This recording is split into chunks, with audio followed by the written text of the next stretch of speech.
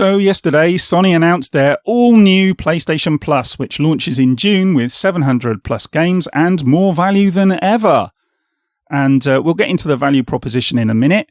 But what is this all-new PlayStation Plus? Well, it's essentially PlayStation Plus. With PlayStation Now sort of bundled in with it in two of the tiers.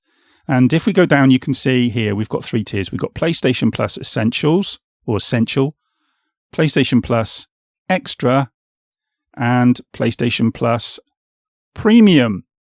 And if we just go back here to Essential, Essential is exactly the same as PlayStation Plus.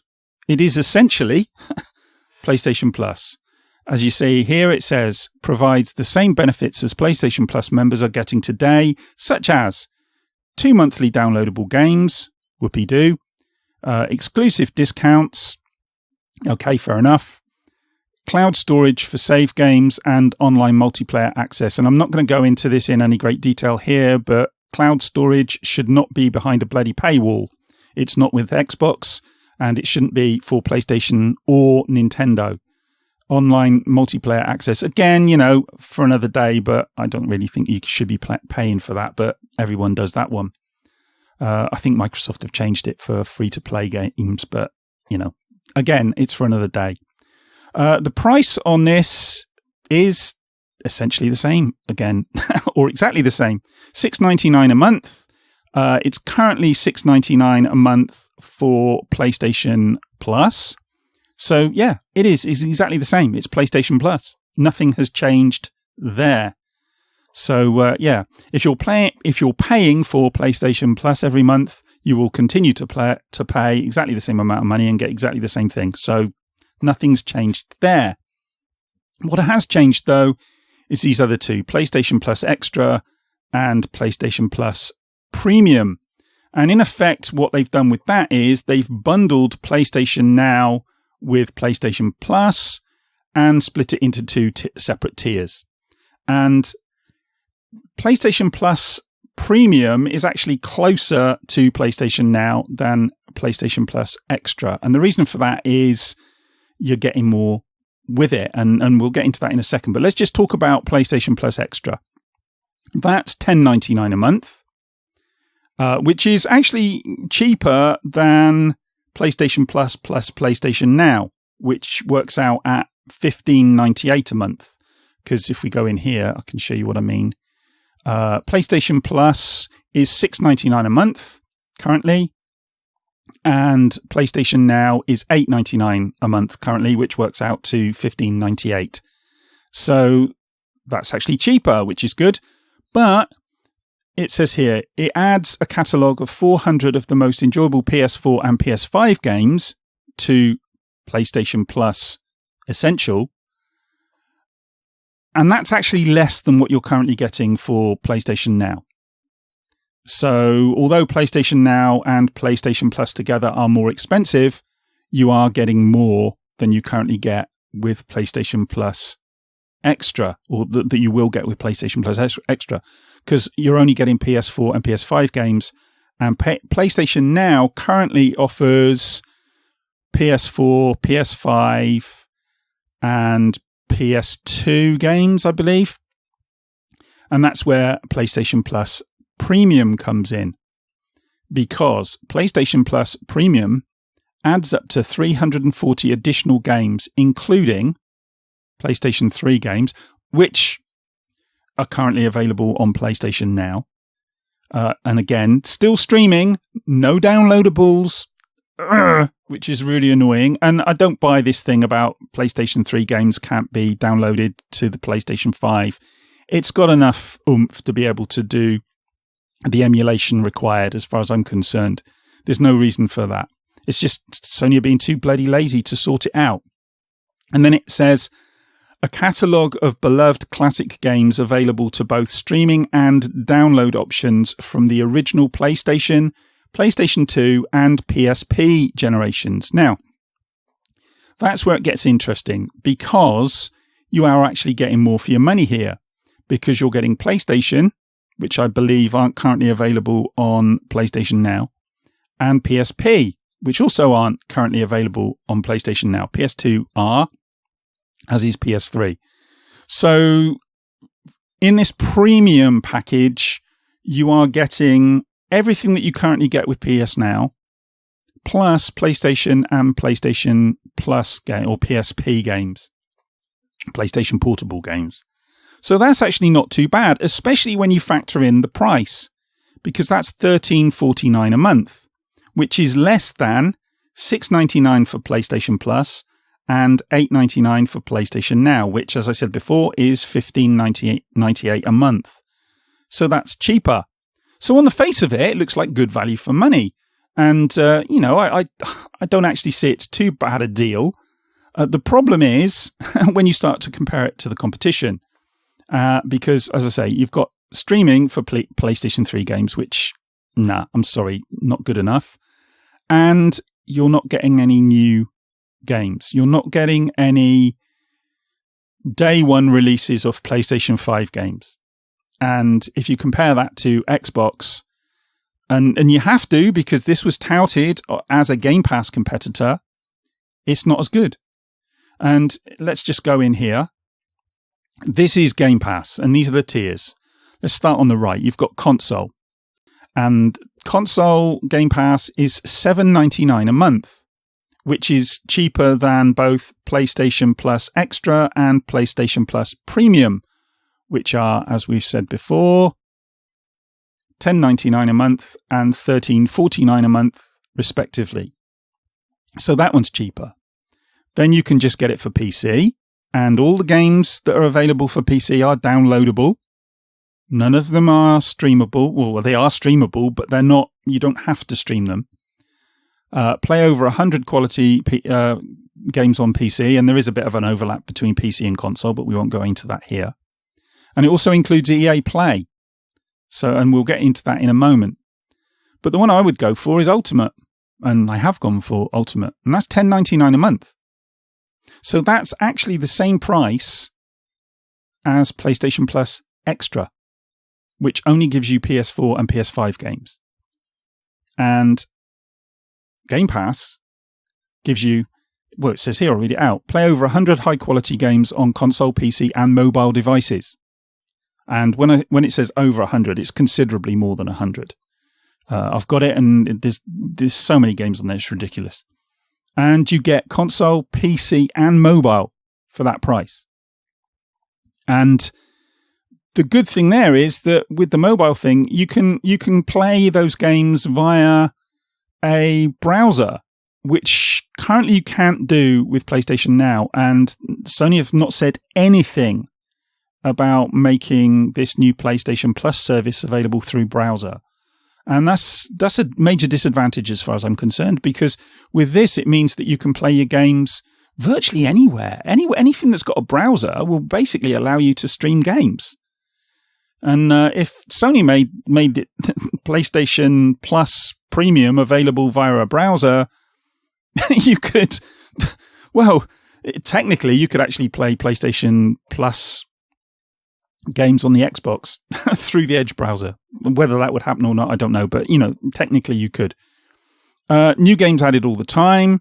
Xbox Game Studio titles same day as release. Now, that's the big one. A lot of people were hoping that Sony would do this, and most of us thought they wouldn't. But, we could live in hope.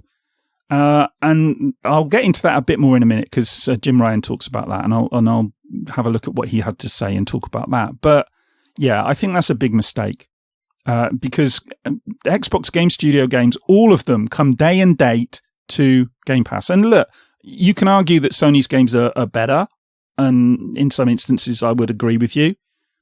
But nevertheless, the cost is considerably higher. $10.99 a month is a no-brainer, really, for all these new games, and third-party games as well, some of them. Exclusive member discounts, which you get with PlayStation as well. Play games from the cloud, yeah, well, they've already mentioned that up here. Free perks, including in-game content and partner offers, yeah, we've got that. And EA Play, and I'll talk about that a little bit in a second. But before we go into that, the thing for me is, something I haven't mentioned, is this. Console, PC, and mobile devices.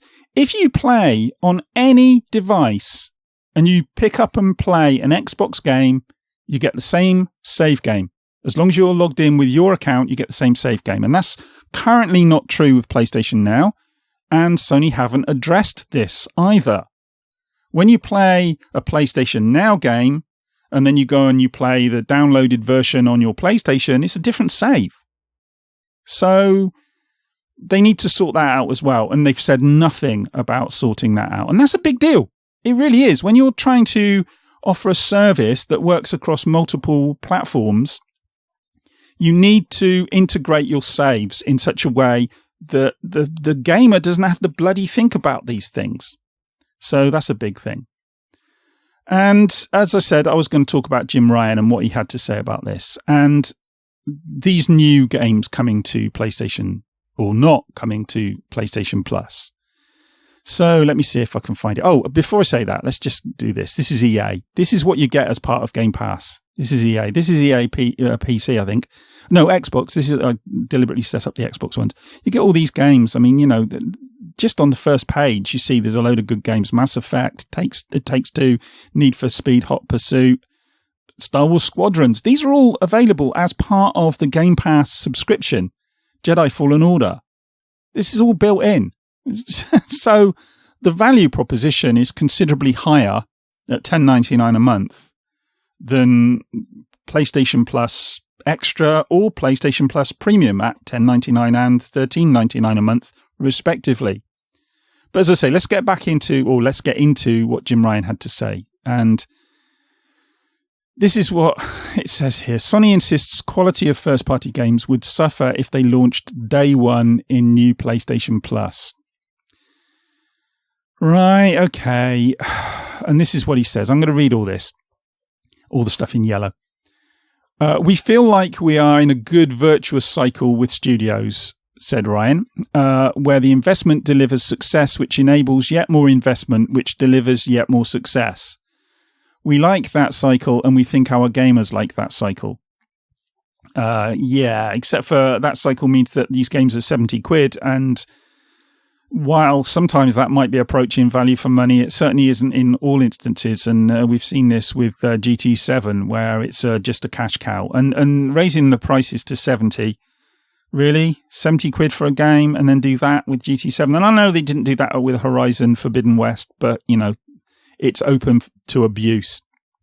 In terms of putting our own games into this service or any of our services upon their release, as you well know, this is not a road that we've gone down in the past, and it's not a road that we're going to go down with this new service. Or put another way, it's a missed opportunity.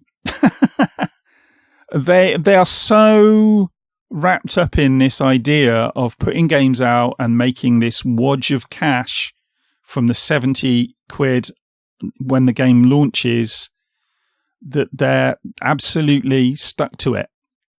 They can't let go. They're clinging on and they're white knuckling just to hold on to this for now. And I'm telling you now, sooner or later, these games, or at least some of them, will come day and date onto the service. You watch. He carries on. We feel if we're to do that with the games that we make at PlayStation Studios, that virtuous cycle, what a load of bollocks, will be broken. The level of investment that we need to make in our studios would not be possible, and we think the knock-on effect on the quality of the games that we make would not be something that gamers want. And I think that's a kind of passive-aggressive dig at Microsoft, trying to say that their games aren't as higher quality. And